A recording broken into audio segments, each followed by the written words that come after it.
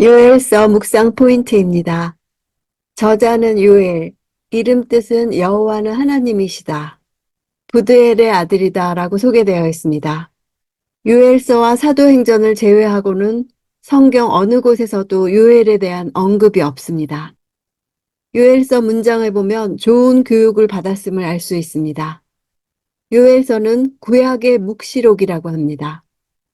메뚜기 재앙을 인간 군대에 의한 정복 사건의 전조로 보고 나아가 종말론적 사건으로까지 인식했습니다.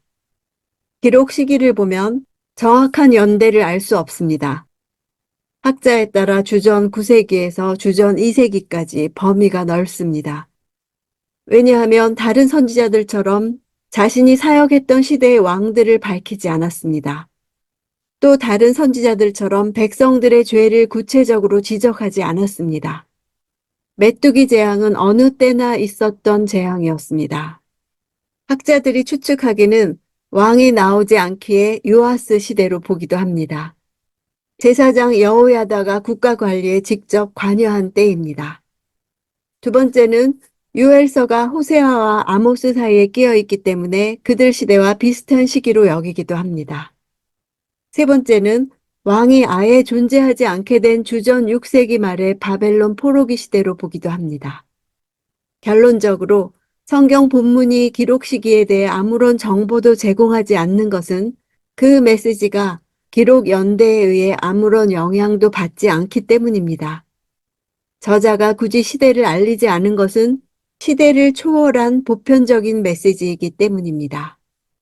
구조를 보면 1장부터 2장 17절까지가 심판의 날로서의 여호와의 날에 대해 2장 18절에서 3장까지가 구원의 날로서의 여호와의 날에 대해 말하고 있습니다.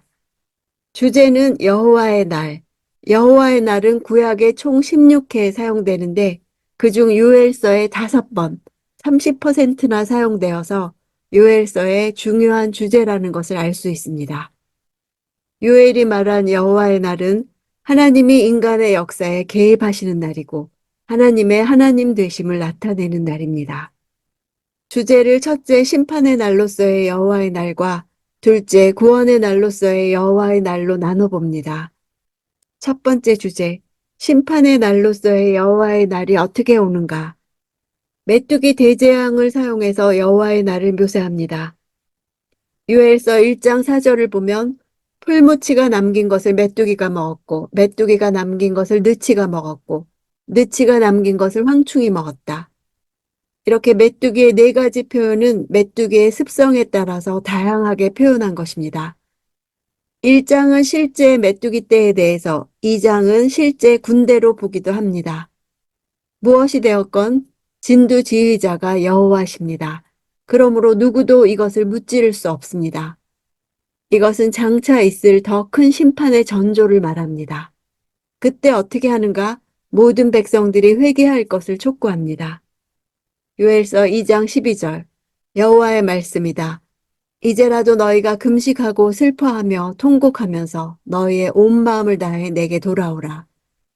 이제라도라는 것은 모든 것이 다 끝장나 버린 상황에서라도 다시는 회복될 수 없을 것이라고 판단되는 때라도 그때 늦었다고 생각하지 말고 돌아오라고 권면하십니다. 회개는 어떻게 하는가? 요엘서 2장 13절 너희의 옷이 아닌 너희의 마음을 찢고 너희 하나님 여호와께 돌아오라. 그분은 은혜로우시고 긍휼이 많으시며 화를 내는 데는 더디시고 사랑이 풍부하시며 마음을 돌이켜 재앙을 거두기도 하시는 분이시다. 옷을 찢는 것은 회개의 표시이지만 자칫 형식적 행위로 끝날 수도 있습니다. 진정으로 회개한다면 마음을 찢어야 합니다. 상한 심령으로 통회하는 것을 뜻합니다. 하나님은 상한 마음을 받으십니다. 뜻을 돌이켜 재앙을 거두시는 하나님의 성품을 바라보며 회개하는 것입니다. 그럴 때 구원이 임합니다. 두 번째 주제, 구원의 날로서의 여호와의 날. 2장 18절에서부터 구원의 날이 시작됩니다. 2장 18절이 심판에서 구원으로서의 터닝 포인트가 되는 말씀입니다. 요엘서에 사용된 히브리어 단어 숫자를 세어보면 2장 18절이 맨 가운데에 있습니다. 하나님께서 그분의 백성들을 불쌍히 여기셨다가 세계 한 중앙에 있는 것입니다. 유엘서 2장 18절. 그때 여호와께서 그분의 땅에 열정을 가지시고 그분의 백성들을 불쌍히 여기셨다. 열정이라는 단어는 질투라고도 번역되는 단어입니다. 자기 백성을 향한 하나님의 독점적이고도 뜨거운 사랑을 가리킵니다. 자기 백성이 이방 사람들에게 짓밟히는 것을 결코 용납하지 않으시고 다시 회복시키실 것을 약속하십니다. 요엘서 2장 23절. 시온의 자녀들아, 너희 하나님 여호와 안에서 즐거워하고 기뻐하라. 그분께서는 너희에게 가을비를 적절히 주실 것이다. 그분께서 너희에게 비를 보내실 것이다. 전처럼 가을비와 봄비를 보내주실 것이다. 가을비는 개역 성경에서 이른비입니다. 어떤 번역본에서는 이른비를 의의 교사라고 번역했습니다. 그래서 오실 그리스도에 대한 예언으로도 봅니다. 먼저 그리스도를 보내시고 그 후에 성령을 부어주십니다. 요엘서 2장 28절. 그러고 난 후에 내가 모든 사람 위에 내 영을 부어주겠다. 너희 아들들과 딸들이 예언할 것이고 너희 늙은이들은 꿈을 꾸며 너희 젊은이들이 환상을 보게 될 것이다. 회개하면 구원하시고 다시 범죄하고 심판받는 사이클이 반복되지 않게 이제 하나님께서 대신 심판받아 해결하시려고 예수께서 대신 당하심으로 성령을 보내주셨습니다. 성령은 구약에서 예언자 등 특별한 자에게만 주셨습니다. 그러나 이제 성령의 민주화를 이루십니다. 선지자를 통해 계시를 주는 것이 아니라 남녀노소, 세대 간, 계층 간, 갈등과 차별 없이 평등하게 주십니다. 원어로는 모든 육체입니다. 사람을 육체로 표현한 것은 창세기 6장에 인간이 타락함으로 나의 영이 영원히 사람과 함께하지 아니하리니 그들이 육체가 됨이라. 그들의 날은 120년이 되리라 하고 하나님의 영이 사람의 육체를 떠나셨는데 이제 하나님의 영이 다시 돌아오시는 것을 뜻합니다. 인류의 원 역사를 회복하시는 것입니다.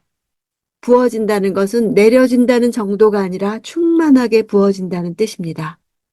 제사장 임직에서 기름을 찍어 바르는 것이 아니라 붓는 것과 관계되어 하나님의 영이 모든 육체에 부어질 것입니다.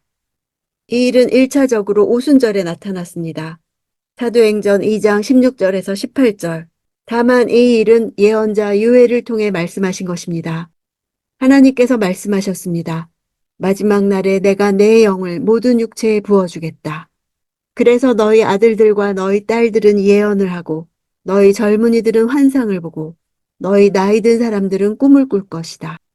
그날에 내가 내 남종들과 여종들에게도 내 영을 부어주겠다. 그래서 그들이 예언을 할 것이다. 베드로는 요엘서의 내용이 지금 오순절에 성취됐다고 말하는 것입니다. 성령의 부으심은 선지자적인 현상을 낳습니다. 예언하고 꿈꾸고 환상을 보는 것의 공통점은 하나님을 직접 경험하는 것입니다. 더 이상 중개인이나 대리인이 필요 없습니다. 예언이나 꿈이나 환상은 성령의 임재를 증명하며 개인이 하나님을 직접 만나도록 이끕니다. 이런 일은 구시대의 종식을 알리며 새 시대를 엽니다. 그 설교에 3,000명이나 구원받고 세례를 받았습니다. 이렇게 교회는 성령 공동체입니다. 요엘서 말씀은 오순절 사건에서 부분적으로 성취되었고 앞으로 종말론적으로 성취될 것입니다. 심판 가운데도 남은 자가 있습니다. 요엘서 2장 32절. 그러나 여호와의 이름을 부르는 사람은 누구나 구원받을 것이다. 나 여호와가 말한 대로 시온산과 예루살렘에는 살아남은 사람이 있고 내 부름을 받을 이들도 있을 것이다. 바울은 이 구절을 인용하며 로마서 10장 13절에 주의 이름을 부르는 사람은 누구든지 구원을 받을 것이다 라고 했습니다. 여호와의 날이 임할 것이지만 여호와의 이름을 부르는 자에게는 구원의 기회를 주십니다. 이름을 부른다는 것은 하나님의 인격과 성품에 부합된 삶을 사는 것을 뜻합니다. 요엘서 적용입니다. 첫째, 심판으로서의 여호와의 날에 하나님의 공의를 경험합시다. 공의로우신 하나님은 나에게도 메뚜기 재앙 같은 일로 심판하십니다. 그러나 관계 회복을 원하십니다. 재앙이 오히려 축복일 수 있습니다. 비로소 무감각에서 깨어나기 때문입니다. 나에게 이런 일이 있을 때 현재 고난의 원인은 과거 나의 삶의 결과이며 따라서 과거를 살피는 것이 필수입니다. 현재의 삶은 미래를 결정할 것입니다. 재앙의 시기에는 영적으로 예민해져야 할 때입니다. 영적 민감성의 회복은 기도를 통해서만 가능합니다. 현재의 고난 배후에 하나님이 서 계심을 보는 것입니다. 나를 괴롭게 하는 문제가 바로 하나님께로부터 온 것이라면 문제의 해결책은 그분께 매달리는 것뿐입니다. 그때 필요한 것은 단 하나, 마음을 찢고 주께 돌아오는 것입니다. 그러면 혹시 주께서 마음과 뜻을 돌이키실 수도 있다는 것이 유일한 소망입니다. 요엘서를 묵상하며 주님이 무엇을 회개하기 원하실까? 주님이 원하시는 회개를 합시다. 성령이 시키시는 회개, 마음을 찢는 회개가 날마다 있기를 간구합시다. 두 번째, 구원으로서의 여호와의 날에 하나님의 사랑을 경험합시다. 성령을 부어주신다고 약속하셨습니다. 황폐해진 땅에 이른 비 늦은 비를 내려 회복시키시듯 성령을 부어주겠다고 약속하십니다. 요엘서를 묵상하며 하나님의 영이 내게도 부어질 것을 기대합시다. 그래서 예언하고 꿈꾸고 환상을 보는 선지자적인 삶을 기대합시다. 성령을 부어주셔서 누구에게, 어디에 구원과 하나님의 능력을 나타낼지 요엘서를 묵상하는 하루하루 기대합시다.